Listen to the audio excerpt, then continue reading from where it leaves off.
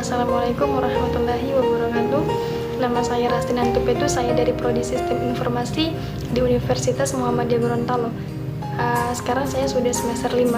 Di sini saya akan menjelaskan ataupun memaparkan sedikit saja berkaitan dengan materi kecerdasan buatan untuk memenuhi mata kuliah kecerdasan buatan juga.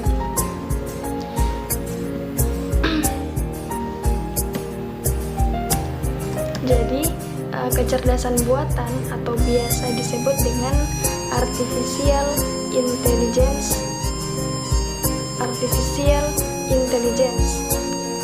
Nah, apa itu kecerdasan buatan ataupun artificial intelligence ini? Yaitu proses peralatan mekanik yang dapat melaksanakan aktivitas menggunakan pemikiran ataupun kecerdasannya manusia. Atau definisi lain daripada kecerdasan buatan ini adalah suatu cara yang sederhana untuk membuat komputer berpikir secara intelijen tadi. Bukan hanya itu saja, akan tetapi kecerdasan buatan ini dapat membuat sebuah sistem komputer yang bisa berpikir secara rasional.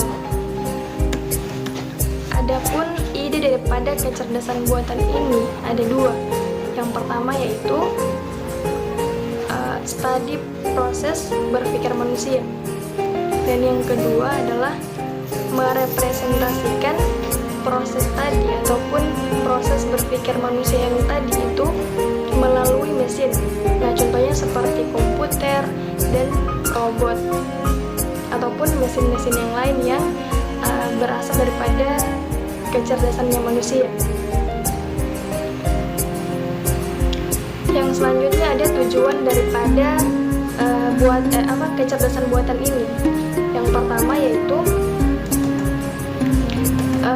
menurut Winston dan Prendergast pada tahun 1984, yang pertama itu adalah tujuan daripada kecerdasan buatan ini untuk membuat mesin supaya lebih pintar. Dan yang kedua itu memahami intelligence ataupun memahami intelligence tadi. Yang ketiga itu membuat mesin lebih berguna. Nah, itu menurut Winston tadi. Yang berikutnya adalah menurut Stuart Russell dan Peter Norvig. Yang pertama itu adalah tujuan daripada sistem kecerdasan buatan ini, dia dapat berpikir seperti manusia. Yang kedua itu dapat bertindak seperti manusia. Sistem yang dapat bertindak seperti manusia, berpikir seperti manusia. Dan yang ketiga itu berpikir secara rasional, sistem yang dapat berpikir secara rasional, dan sistem yang berpikir ataupun sistem yang dapat bertindak secara rasional. Nah, perbedaan antara kecerdasan buatan dengan pemrograman itu terdapat pada aspek-aspeknya. Aspek yang pertama yaitu pemrosesan. Kalau di dalam kecerdasan buatan itu sebagian besar adalah simbolik, sedangkan pada pemrograman itu menggunakan algoritma. Dan yang kedua aspeknya yaitu input. Nah, input ini dia kalau di kecerdasan buatan itu tidak harus lengkap, sedangkan kalau pada kecerdasan buatan itu harus lengkap. Aspek yang ketiga yaitu pendekatan pencairan. Kalau di kecerdasan buatan itu sebagian besar heuristik, dan kalau pada pemrograman itu sebagian juga menggunakan algoritma. Yang keempat, aspek yang keempat, penjelasan ataupun eksplanasi.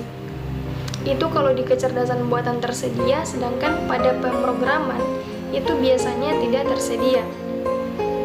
Nah, aspek yang kelima yaitu fokus. Kalau kecerdasan buatan dia berfokus pada pengetahuan, sedangkan kalau pada pemrograman dia berfokus pada data. Yang keenam yaitu pemeliharaan dan peningkatan.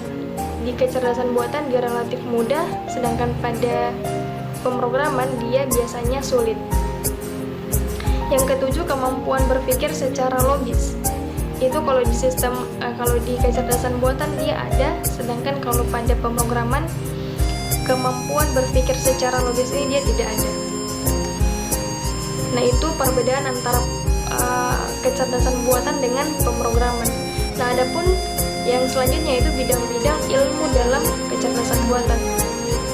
Bidang yang pertama yaitu di bidang filsafat pada tahun 428 sebelum Masehi. Pikiran sebagai komputasi itu menurut Aristoteles, Hobbes, dan Da Vinci. Kalau yang kedua yaitu matematika. Bidang matematika itu 800 sebelum Masehi. Isinya itu perumusan komputasi pikiran oleh Boole Al-Khwarizmi. Dan yang kedua batasan komputasi yaitu Gödel. Nah, jadi di bidang matematika ini ada dua, yaitu perumusan komputasi pikiran itu oleh Boole Al-Khwarizmi, dan Al-Khwarizmi, dan yang kedua batasan komputasi oleh Gödel. Dan yang ketiga itu Neuroscience pada tahun 861. Itu isinya yaitu bagaimana cara kerja otak, jaringan neuron dengan paralelisme luar biasa. Yang keempat yaitu rekayasa komputer pada tahun 1940, bagaimana membangun komputer lebih cepat dan lebih efisien. Yang terakhir ada di bidang ekonomi pada tahun 1779, itu memaksimalkan hasil dengan usaha minim atau usaha yang minim, rationality, itu oleh Adam Smith. Yang kedua berstrategi menghadapi lawan, game teori, oleh von Neumann dan Morgenstern. Selanjutnya ada sejarah kecerdasan buatan. Sejarah kecerdasan buatan dari tahun 1943 sampai 1956. Itu oleh MC Sulotz dan Pitt. Pada tahun 1943 model neuron untuk operasi logika Boylan. Pada tahun 1943 itu model neuron untuk operasi logika Boylan. Yang kedua itu oleh Haben Learning. Pada tahun 19 itu Haben Learning. Pada tahun 1949 formalitas pembelajaran melalui modifikasi jaringan neuron. Dan yang ketiga itu dari Turing 1950. Pada tahun 1950 itu computing machinery and intelligence. Dan yang keempat itu dari Shannon 1950 dan Turing 1953, ide catur komputer. Ini dia ide catur komputer dari Shannon 1950 dan juga Turing. Bagaimana cara supaya sistem itu bisa membaca siapa yang menang dan siapa yang kalah. Kalau misalnya contohnya itu adalah catur, ada kan game-game catur kan di komputer-komputer begitu. Nah, jadi itu berasal daripada kecerdasannya manusia juga. Nah, itu. Dan yang terakhir yaitu Minsky and Edwards 1951, neuron network pertama. Ini sejarah daripada kecerdasan buatan oleh Minsky and Edwards. Pada tahun 1951 neuron network pertama kali digunakan. Dan selanjutnya lahirnya kecerdasan buatan. Lahirnya kecerdasan buatan dari tahun 1956. Lahirnya yang pertama Dartmouth Conference pada tahun 1956. Istilah pertama kecerdasan buatan digunakan. Nah, jadi kecerdasan buatan itu pertama kali istilah daripada kecerdasan buatan pertama kali itu digunakan adalah Dartmouth Conference pada tahun 1956. Dan yang kedua yaitu logis teori dari Newell, Simon, dan Shaw pada tahun 1957. ini program pertama yang bernalar. Nah, jadi program pertama yang bernalar itu oleh Newell Simon dan juga Shaw pada tahun 1957 itu adalah logis teoris.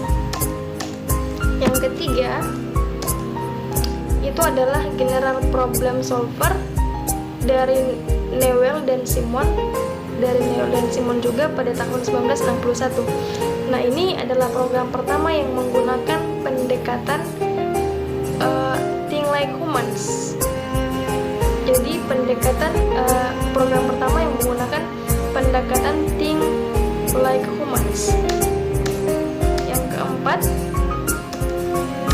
yaitu kecerdasan buatan mulai berkembang di MIT, Stanford, CMU, dan IBM. Nah, selanjutnya ada kecerdasan buatan yang menjadi industri ataupun bisnis pada tahun 1980-an.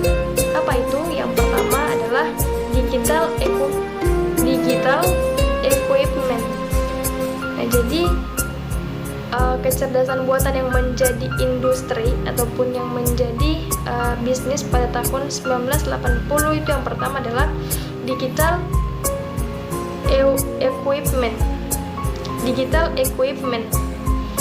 Nah, ini MC Dermon pada tahun 1982. Expert sistem untuk konfigurasi sistem komputer. Nah, yang kedua munculnya banyak sistem alpraktis. Nah, jadi dalam kecerdasan buatan ini untuk menjadi industri dan juga bisnis ataupun bisnis itu banyak sekali yang muncul sistem alpraktis, sistem yang efisien, yang berguna sekali. Yang ketiga itu Jepang. Nah, jadi Jepang dengan proyek Fifth Generation itu sudah berbasis Prolog. Dan selanjutnya ada kondisi kecerdasan buatan. Kondisi kecerdasan buatan saat ini yang pertama yaitu skins. Nah, jadi skins ini adalah kerangka ilmiah. Dari kerangka ilmiah, dasar teori, uji coba, dan juga eksperimentasi. Kondisi kecerdasan yang sangat membantu sekali sudah menjadi skins, kerangka yang menjelaskan tentang kerangka ilmiah, dasar teori, uji coba, dan juga eksperimentasi. Yang kedua, hasilnya yang menjadi konkret. Dari pendekatan statistik membawa hasil konkret, data mining, information retrieval, dan juga serba fuzzy. Yang ketiga, jargon yang lagi populer. Nah, jadi jargon yang lagi populer sekarang ini untuk kecerdasan buatan itu adalah intelligence, agent, ambient intelligence, alive, dan ST, dan seterusnya. Yang selanjutnya adalah cabang kecerdasan buatan. Yang pertama, perencanaan. Yang kedua, epistemologi. Yang ketiga, pengenalan pola. Yang keempat, representasi. Dan juga yang kelima, pencarian. Nah, dari perencanaan itu mulai dari fakta-fakta umum, khususnya dari fakta efektif, dari suatu fakta yang efektif. Nah, jadi perencanaan ini perencanaan ini dimulai daripada fakta-fakta umum, khususnya fakta dari efek suatu aksi.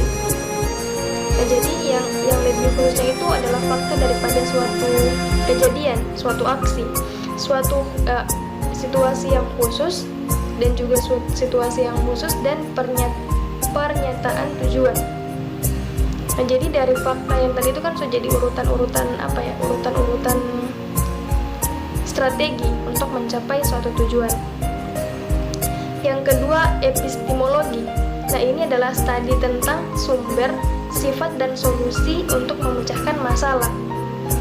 Sedangkan lalu ada pengenalan pola. Yang keempat ada representasi. Nah, di representasi ini cara untuk menuliskan fakta-fakta dalam simbol-simbol atau bahasa matematika. Yang kelima adalah pencarian. Nah, di sini untuk mengevaluasi kemungkinan yang jumlahnya banyak. Misalnya kemungkinan langka dalam permainan catur dan lain-lain. Dan yang keenam yaitu pengetahuan dan penalaran yang masuk akal. Yang ketujuh antologi, yaitu ilmu tentang keberadaan dan realitas. Yang kedelapan adalah inferensi, dan yang kesembilan itu ada heuristik. Nah, heuristik ini adalah cara atau teknik untuk mencoba menemukan suatu ide dan benda. Nah, adapun bidang daripada kecerdasan buatan yang pertama yaitu sistem pakar.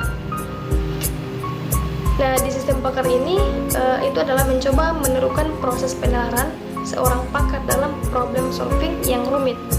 Nah, jadi dari seorang sistem pakar itu dia akan menemukan ataupun akan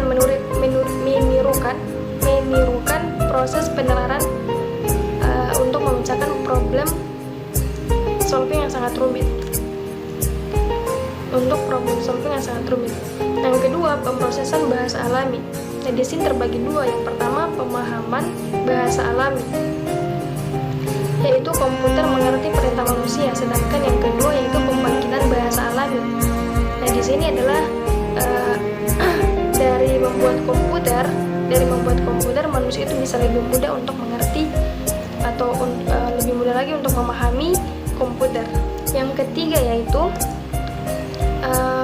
komputer visi. Nah, di sini terbagi atas 3 kombinasi visi dari pencitraan, pengolahan citra, dan juga pengenalan pola dan proses pengambilan keputusan. Dan yang kedua itu menerjemahkan suatu pemandangan, contohnya gambar. Dan yang ketiga itu digunakan untuk kendali kualitas produk industri. Nah, yang keempat itu ada intelijen computer agent instruction. Ada 2 bagian. Yang pertama komputer yang mengajari manusia, dan yang kedua ini mendukung pembelajaran bagi yang mempunyai kekurangan dan juga kelemahan. Nah, yang kelima itu kan ada 4. Yang kelima itu adalah mesin belajar. Nah, ini adalah ilmu tentang keberadaan dan realitas. Nah, jadi mungkin hanya itu dulu yang bisa saya paparkan. Jika terdapat banyak sekali kesalahan dari salah-salah katanya saya, ataupun ada kata-kata yang kurang tersusun rapi, saya sangat mohon maaf. Lebih dan kurangnya saya mohon maaf. Wabillahi taufiq wal hidayah. Wassalamualaikum warahmatullahi wabarakatuh.